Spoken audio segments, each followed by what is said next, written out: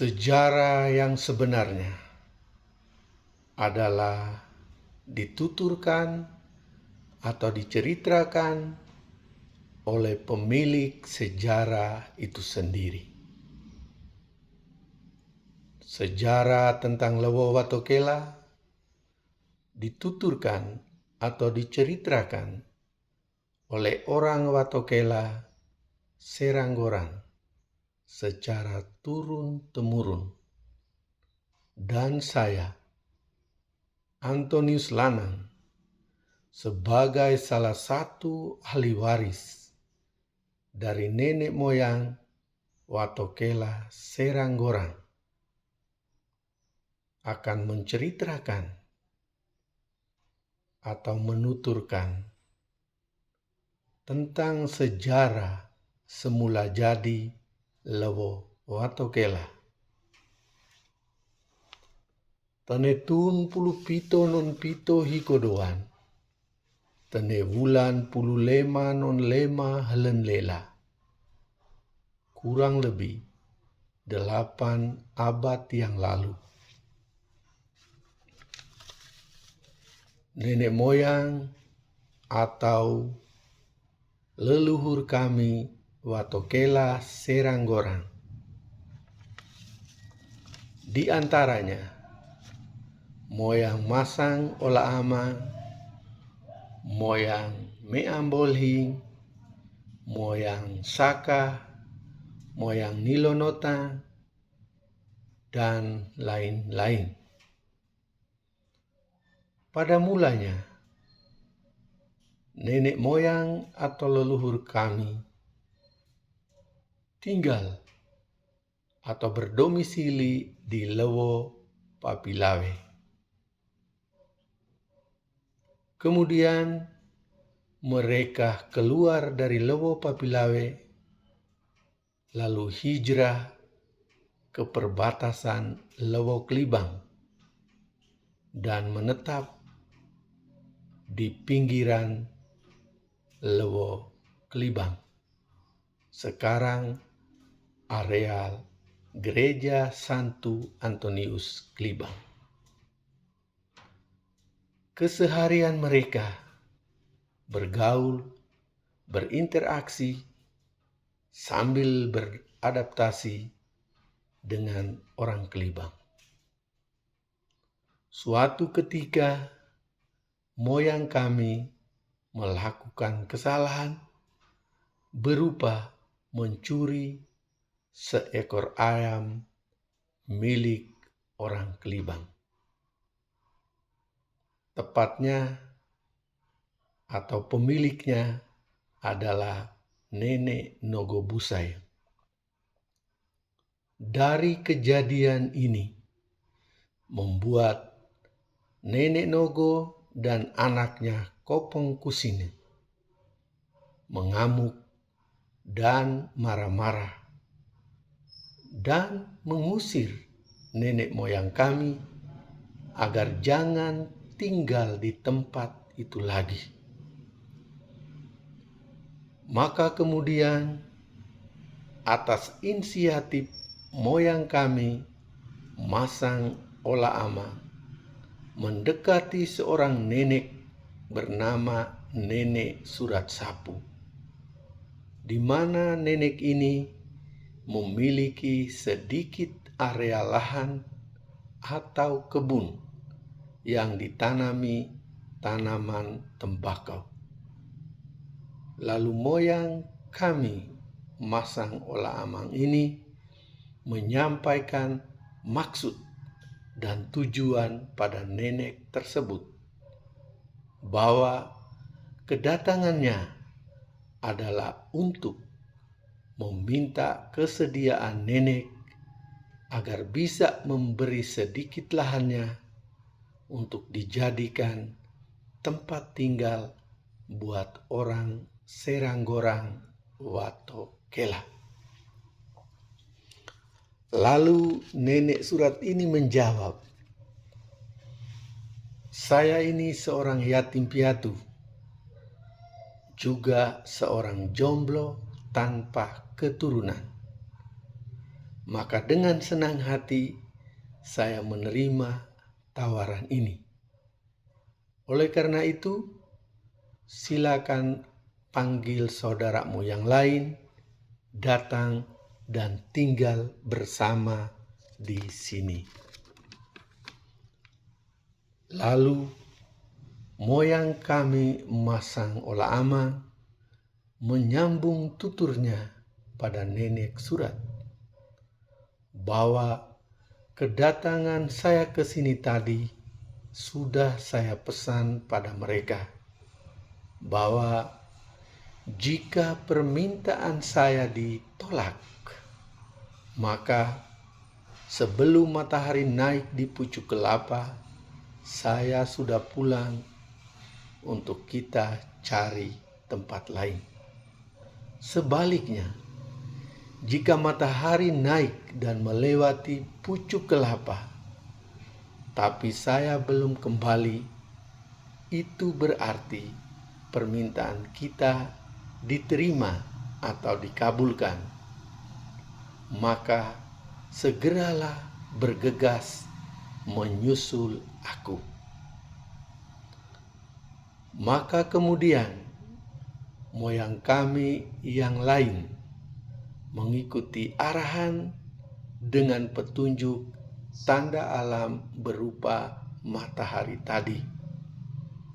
Karena zaman itu belum ada jam sebagai tanda pengatur waktu.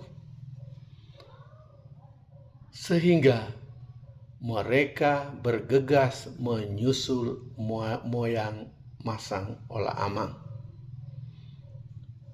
Lalu mulailah menatah kebun tembakau tadi menjadi sebuah lewo dengan nama Lewo Wato Labatara Tanah Surat Sapurhata atau Lewo Wato Kela.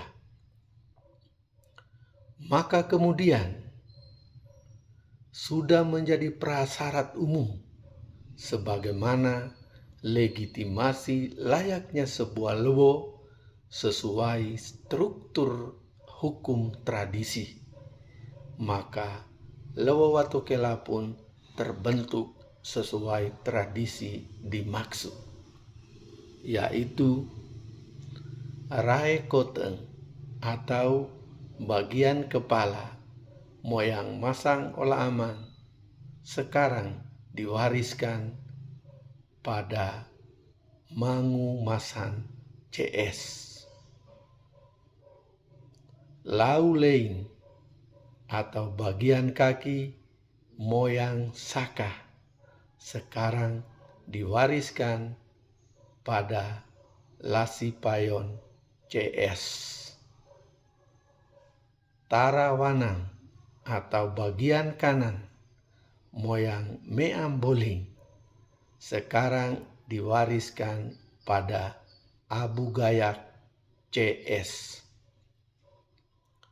Taraneking atau bagian kiri moyang Nilonotan sekarang diwariskan pada Anton Lanang CS. Mereka juga membentuk sub-sub Lewo Wato Kela yang biasa disebut rianeng-rianeng. Adapun rianeng-rianeng itu sebagai berikut. Weran rae riang kayo bahi, lein lau riang kayo wuan, hikunteti riang Surabaya, wanan lali riang lungung korong. Riang kayo bahi, penerus warisan sekarang ada pada Doni Bayo CS. Riang kayo wuan, penerus warisan sekarang ada pada Mias Lanang CS. Riang Surabaya, penerus warisan sekarang ada pada Jamal Kopong CS. Riang Lungung Korong, penerus warisan sekarang ada pada Jawa. Kemudian ada istilah lain tentang rumah besar dan rumah kecil atau lango bele dan lango keni, sehingga terbentuk dan terbagi menjadi lango bele atau rumah besar ada di Lewo Watokela, sedangkan lango keni atau rumah kecil ada di Riane atau masing-masing Riane. Dengan demikian, maka terjadilah kolaborasi antara lango bele di Lewo dan lango keni di Riane. Pembagian kolaborasi itu sebagai berikut. Lango bele rae kota menggandeng lango keni di Riang Kayo Huan. Lango bele lau lein menggandeng lango keni di Riang Kayo Bahi. Lango bele Tarawanang menggandeng lango keni di Riang Lumungkoro. Lango bele Taraneking menggandeng lango keni di Riang Surabaya. Maksud dari pembentukan kolaborasi rumah besar dan rumah kecil ini adalah ketika ada urusan soal tradisi di Lewo Watokela, maka orang dari rumah kecil atau di Rianen tadi datang bergabung atau bergandeng dengan rumah besar sampai urusan tradisi itu selesai. Selain kerjasama dalam urusan tradisi di Lewo Watokela, Riane atau sub-sub Lewo Watokela ini dibentuk untuk membentengi atau melindungi Lewo Watokela dari bahaya-bahaya yang menyerang Lewo Watokela. Catatan tambahan, terjadi pemekaran pada Riang Kayovua, yaitu Riang Tanah Terketeng. Penerus warisan sekarang ada pada Edi Goran CS. Juga ada lagi pemekaran Riang Kayu Bahi, yaitu Riang Rok Alana, penerus warisan hijrah atau pindah ke Lewo Balaweling. Kesimpulan, dari runutan cerita yang ada, maka jelas Lewo Watokela dari awal terbentuk bukan melalui sebuah proses seremonial yang disebut Guantana Waget Eka dari seorang penguasa yang memiliki hak mutlak, melainkan atas belas kasihan nenek Surat Sapu sebagai pemilik lahan atau kebun. Setelah mendiami Lewo Watokela kurang lebih 3,5 abad, Lewo Watokela dilanda oleh sebuah musibah, yaitu tumbangnya sebatang pohon besar dan menimpa rumah besar Tarawanang atau sebelah kanan dengan seorang gadis yang ada di dalam rumah tersebut. Maka kemudian semua orang penghuni Lewo Watokela keluar dari Lewo Watokela dan tinggal campur baur dengan orang Kelibang. Sejak dari itu, Lewo Watokela tanpa penghuni, sehingga menjadi hutan yang lebat. Lalu kemudian, kurang lebih pada tahun 1915, moyang Silijuan dari garis turunan moyang Nilonotan membabat hutan tersebut dan mengolah menjadi kebun. Sampai pada tahun 1970-an, Bapak Petrus Olanilo, anak dari moyang Silijuan, menjemput dan membawa pulang Bapak Pius Pulilaba yang pada waktu itu berdomisili di Lamawato, Desa Lewobele. Lalu Bapak Pulilaba mulai tinggal di Lewowato Kelah. Dan oleh karena Lewo sudah ditinggal pergi sekian ratusan tahun, sehingga untuk menghuninya kembali dilakukan ritual adat untuk membersihkan Lewo. Dalam istilah adat disebut Beka Lewo.